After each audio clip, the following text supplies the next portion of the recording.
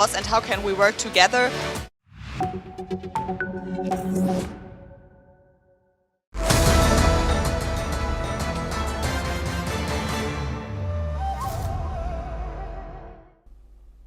Hello and welcome. I'm Suma Katauka and you're watching the China Report on NewsX World. Let's take a look at the top headlines of this hour. The death toll from last month's typo apartment fire in Hong Kong has now risen to 160 people, while 6 people are still missing. According to local police, out of the 160 bodies, the identities of 40 are yet to be confirmed. Chinese Defense Ministry cites annual joint strategic patrol with Russia hours after South Korea says aircraft did not violate airspace as two Chinese 7 Russian jets. He further stated that China and Russia had carried out their 10th joint strategic patrol in the airspace above the East China Sea and Western Pacific.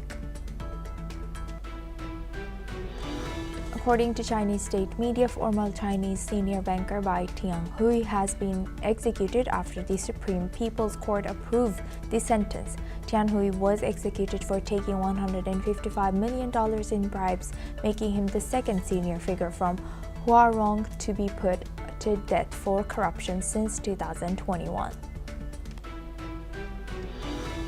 Chinese Premier Li Qiang has urged full implementation of China's people-centered new urbanization strategy, stressing its role in expanding development. The statement was made in State Council as the 15th five-year plan from 2026 to 2030 talks continue as China enters a new stage of stable urbanization.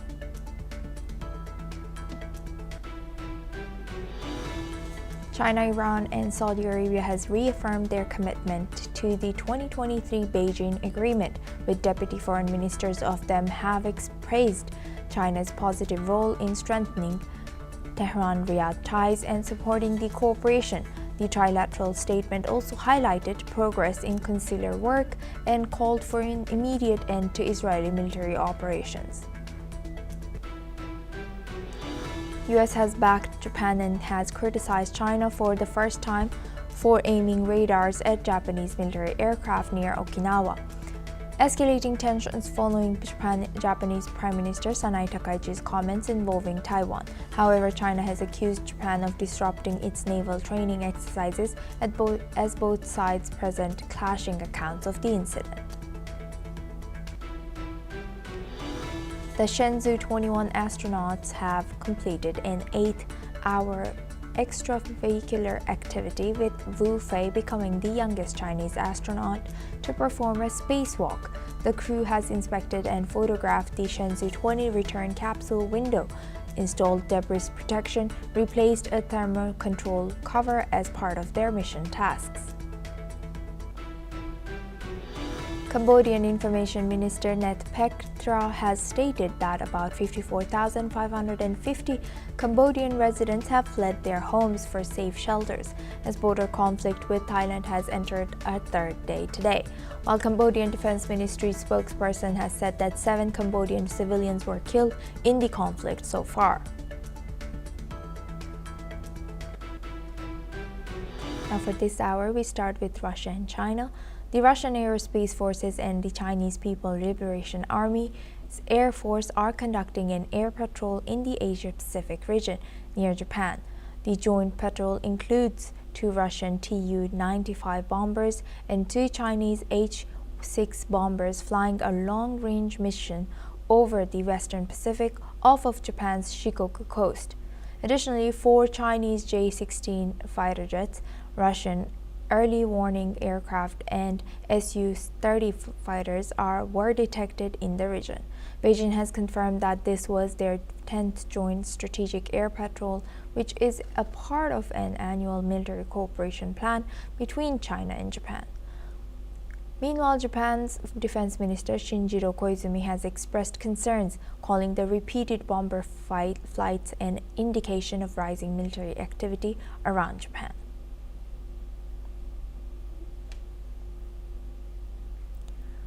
The Russian Aerospace Forces and the Chinese People's Liberation Army Air Force are conducting an air patrol in the Asia-Pacific region, which is close to Japan.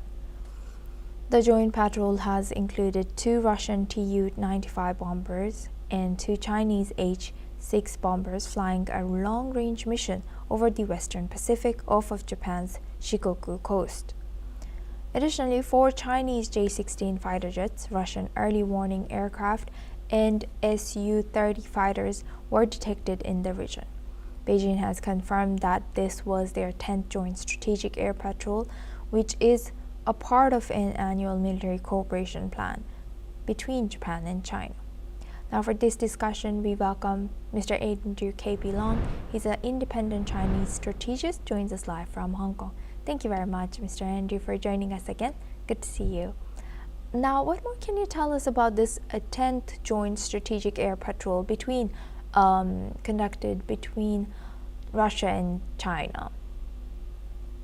Well, all these exercises take place in the South China Sea, in the Asia Pacific. Now, this is a theater which is gaining increasing importance for the rivalry of the 2 great powers, the United States and China. The United States has got military assets in this area, anchored on the so-called first island chain centered in Okinawa, and the second island chain centered in Guam, with a lot of American assets, naval forces, air force deployment, and so on. And of course, in the same area, there is the so-called choke point center on Singapore in the Malacca Strait.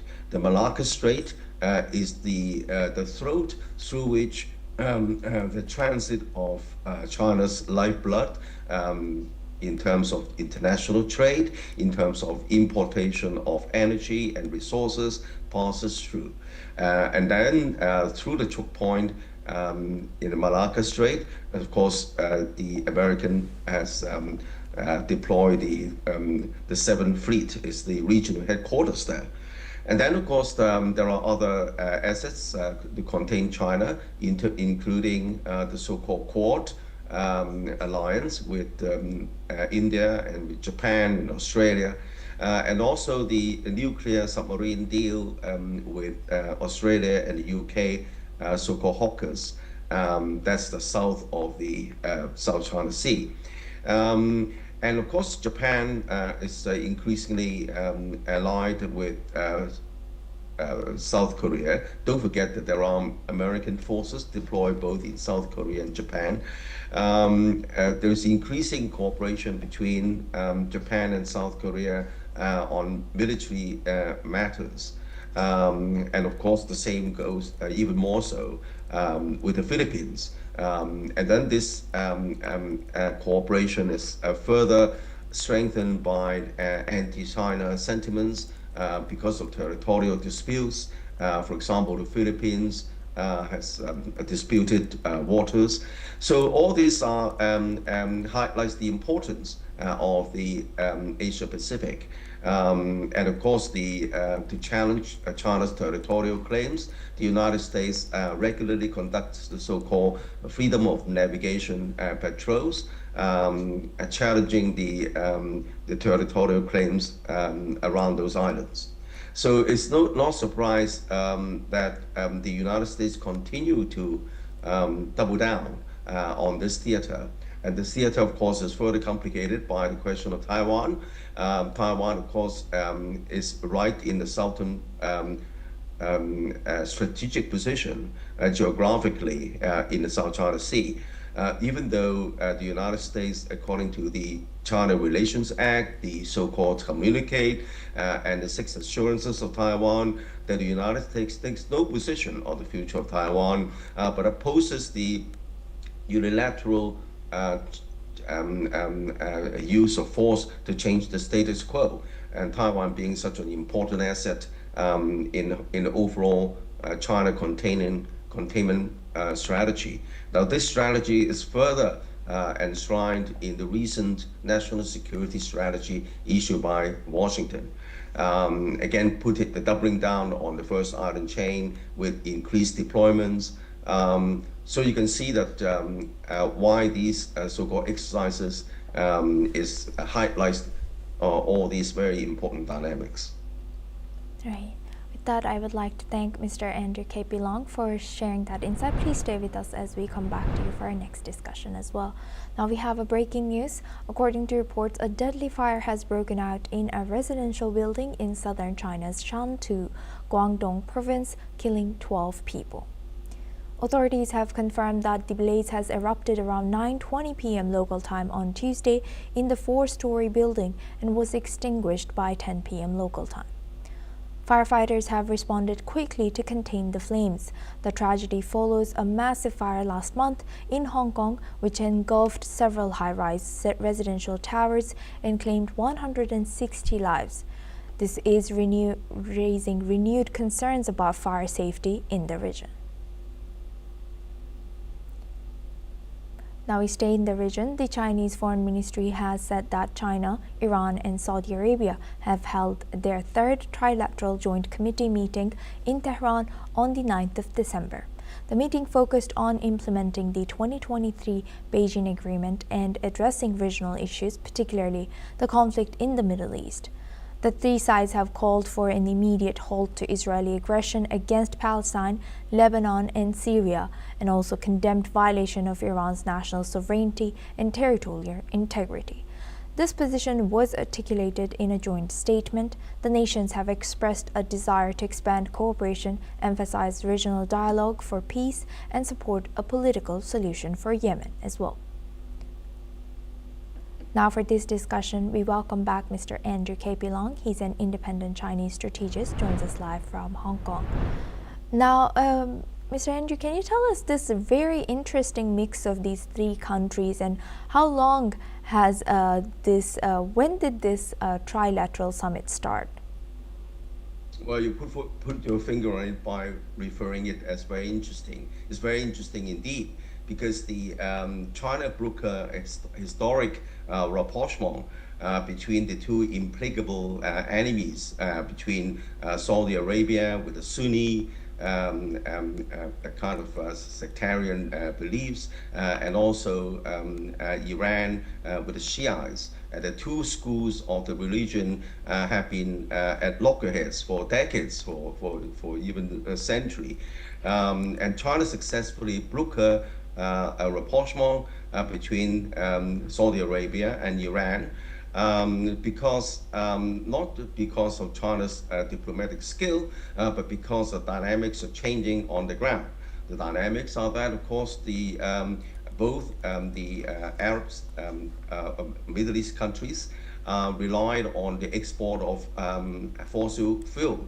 And the biggest customer throughout the past so many decades used to be the United States, and hence that lends itself to the evolution or the establishment or consolidation of petrodollar, which underpins Americans' hegemony. However, this dynamics are changing because the United States has now become an exporter of energy, a competitor rather than a customer for Middle East oil, whereas China has always remained the biggest customer in the world for energies from the Middle East and for other places as well, because China is well poorly endowed for energy.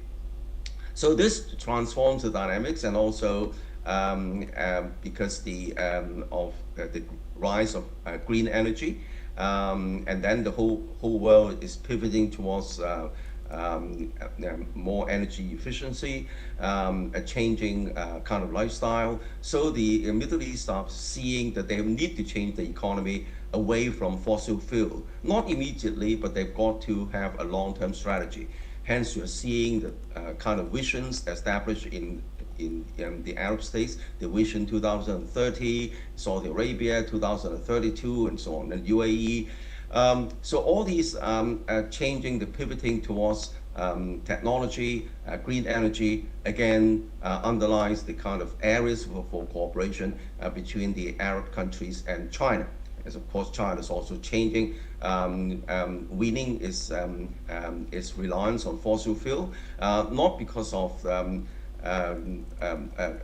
ecology. Of course, that's important. Blue skies and clean waters are, of course, very important for China's population and the political stability, but also because of national security, because China, instead of importing oil and fossil fuel through the choke points in the Malacca Strait, through the Red Sea, for example, is pivoting towards the west through the Belt and Road Initiative overland.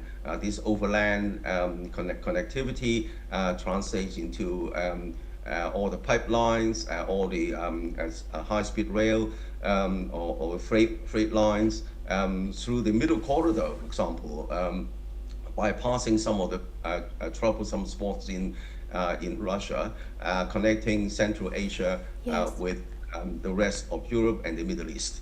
So you can see that all these dynamics come into play in a much closer relationship between China and the Arab countries. Yes. And the further dimension, of course, that the United States has not only becomes less of energy customer. In fact, United States is an energy exporter, but because of the Trump administration's unilateralism, trying to bend the whole world, including the Middle East, to his will. Now, of course, the immediate issue, of course, the war on Gaza or the peace on Gaza is less sustainable than it appears in the first, because again, the Palestinians' demand for statehood is still nowhere to be supported, because the Israel is dead against it, and that underlines the aspirations of the Palestinians and fueling the appeal of Hamas. Not to mention that Israel continues to want the Belt and Road Initiative, and because of China's policies relies on building doubling down on its international connectivity. All these again provide plenty of opportunities for cooperation and investments and trade relations. Yes. With that, I would like to thank Mr. Andrew K.P. Long for joining us today and sharing that insight throughout our news. Thank you very much. Now focusing on Japan and China, Japanese Defense Minister Shinjiro Koizumi has said that Japanese fighter jets did not aim radar at Chinese jets during last week's close encounter incidents. This comes in response to a Chinese media report disputing Japan's account of the event. According to Minister Koizumi, prior to the incident, a Chinese Navy vessel had not notified Japanese counterparts of air drills without giving details, but regardless of the notification, it was natural for Japan to scramble jets as part of air defense measures. Meanwhile, the United States has also criticized China for aiming radars at Japanese military aircraft during a training exercise last week, incidents that the Asian neighbors have given differing accounts of amid escalating tensions. Now for this discussion, we welcome Dr. Satoru Nagao. He's a fellow at Hudson Institute, joins us live from Tokyo. Thank you very much, Dr. Nagao, for joining us again. Good to see you. Now, looking at this, what are we to make of this current situation that differing accounts have been made by both China and Japan, and now the U.S. has come to in defense of Japan? When the Chinese aircraft carrier coming to the sea around Okinawa, not only the Japanese fighter jet, but also the US fighter jet is waiting and collecting the data about what happened. That's why both Japan and the United States have the data what really happened in this place. And that's why Japan can say that only China aiming Japan's fighter jet by radar. It's a process to fire the missile. It could be. So that's why this is dangerous. And Japan did not retaliate it. And the US know that because the US are watching too. So that's why they can prove what really happened in this place. But China say China did not any wrong things.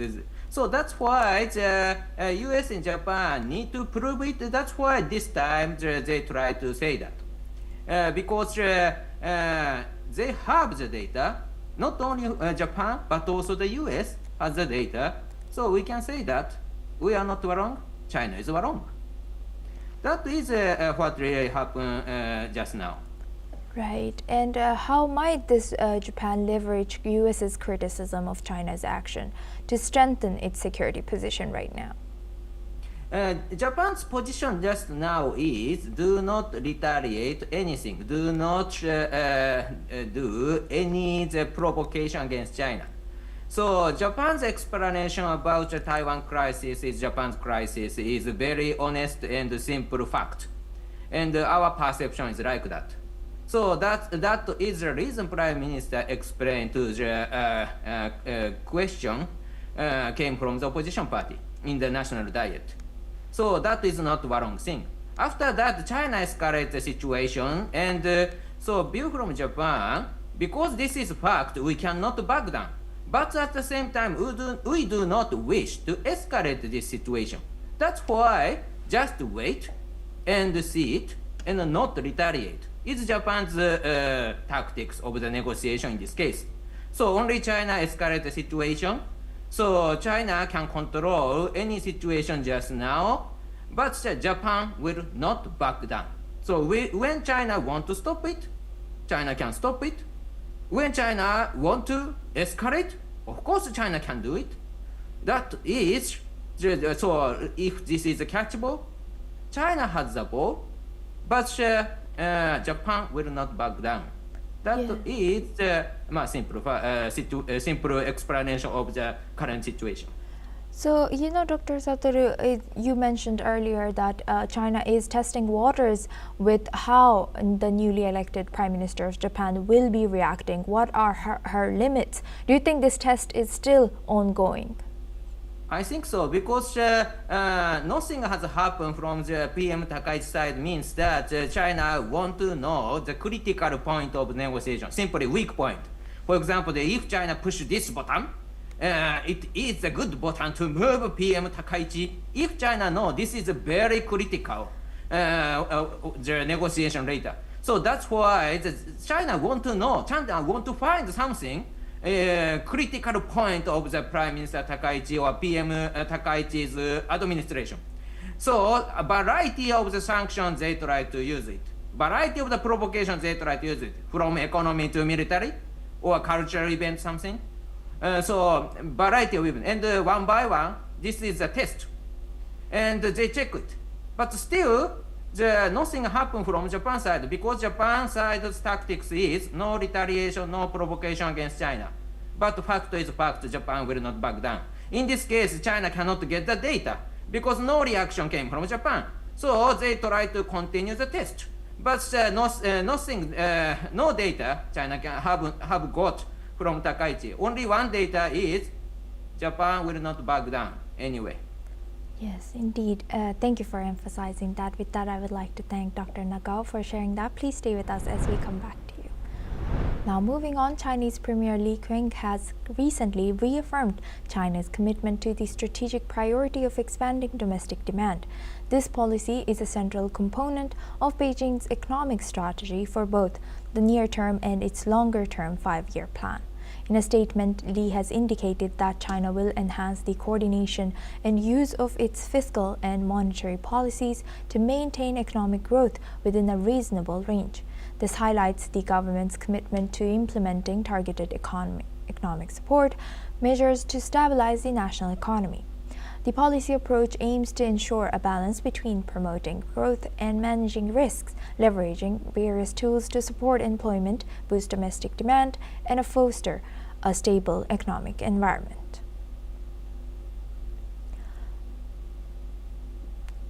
Now we move on to Cambodia and Thailand. Cambodia's defense ministry reported that clashes along the Thailand-Cambodia border have now intensified, forcing over 101,000 Cambodians to evacuate the area. Cambodian officials say they are prepared to de-escalate. A senior advisor to the Prime Minister has announced that now is a good time for bilateral talks and reaffirmed that Cambodia stands ready for dialogue at any time. Let's listen into what the spokeswoman of Cambodia's defense ministry has shared. ដែលជនភៀសសឹកកើតឡើងចាប់តាំងពីថ្ងៃទី7ខែធ្នូឆ្នាំ2025រហូតគិតត្រឹមនៅថ្ងៃទី9ខែធ្នូវេលាម៉ោង 17:30 នាទីដែលជំលះមកកាន់ទីទួលសុវត្ថិភាពនិងផ្ទះសាច់ញាតិចំនួន5ខេត្តសរុបមានចំនួន 2105 គ្រួសារ ស្មើប្រមាណនឹង 10,229 អ្នកកម្មភាពដ៏កម្ររបស់យោធាថៃនេះបានបើកការបាញ់ប្រហារដោយមិនរើសគោលដៅបាញ់ចូលទីប្រជុំជនដែលមានប្រជាជនរស់នៅជាពិសេសនៅសាលារៀនរបស់កុមារនិងបានបាញ់ផ្លោងប្រាសាទតាក្របីដែលជាទីសក្ការៈរបស់កម្ពុជាទង្វើដ៏សាហាវនិងបង្ហាញពីភាពអសិលធម៌ដែលបង្ហាញអំពីការប្រមាថមាក់ងាយដល់វប្បធម៌អរិយធម៌និងជាទីសក្ការៈដែលជាមរតករបស់មនុស្ស Now, Thailand, however, has pushed back on the prospects of negotiations. Thai Foreign Minister Anutin Charnvirakul has said that the government does not see potential for talks under current conditions. He has insisted that Cambodia must first stop hostilities and demonstrate readiness for dialogue. He has added that the situation does not allow for third-party mediation and any Cambodian ceasefire proposal will require assessment by the Thai military. On the other hand, the United States has expressed concerns over ongoing clashes and rising casualties across several border locations, urging both sides to reduce tensions. Now for this discussion, we welcome back Dr. Satoru Nagao. He's a fellow at Hudson Institute, joins us live from Tokyo. Thank you very much, Dr. Nagao, for staying with us. Now it seems like we are seeing this very rapid escalation again in the same border region that we saw earlier this year. Do you think that they need to focus more on a long-term solution rather than short-term solution between Cambodia and Thailand? Long-term solution because sporadic fighting has happened again and again means that it is not easy to calm down for a long time. Short term it is possible, but long term very difficult. So in this case, but perception from Thailand is something like that. I believe that's why they do not want to negotiate with Cambodia just now. What is the perception is, in view from the military balance, the Thailand has the advantage because they have the air force, they have the navy along with the ground forces. So, but Cambodia has only army. And no anti-air weapons, very limited number. So built from this military power, Thailand has far stronger than Cambodia. So despite this, Cambodia side provoked Thai army and killed some by new setup mines. So that's why the Thailand must punish Cambodia until the Cambodia apologizes. And so that's why this is not negotiation. This is one-side negotiation. Cambodia must apologize first. After that, negotiation will start. Something like that, Thailand side believe. So, but there is a possibility the short-term ceasefire will happen again because of the United States. The President Trump faced a little bit shameful situation. Despite he arranged the ceasefire, quite short term it has ended and they restart to fight. This means that it looks like this ceasefire agreement arranged by President Trump is something meaningless one or very not effective so much. So that's why this is not good for the President Trump or Trump administration. So that's why President Trump will intervene, I think, and to maintain ceasefire. There's a high possibility that it could happen. So in this case, both Thailand and Cambodia will face the big pressure from the United States. In this case, they have the reason to ceasefire, but long-term solution means that the long-term solution related to the territory, and both territory claim is exist and not easy to back down, I think. So that's why long-term solution is very difficult, but short-term solution is possible. That is my analysis. Thank you. Right. With that, I would like to thank Dr. Satoru Nagao for joining us today from Japan and sharing that insight throughout our news. Thank you very much. Well, that's all we have time for. Keep watching NewsX World for more news updates from around the world.